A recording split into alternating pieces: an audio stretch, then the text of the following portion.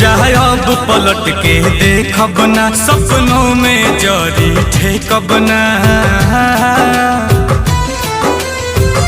हमनी के बीच खींच तू नफरत के लकीर गइलू, जहिया वादा से फिर गइलू, तहिए नजरी से गिर गइलू।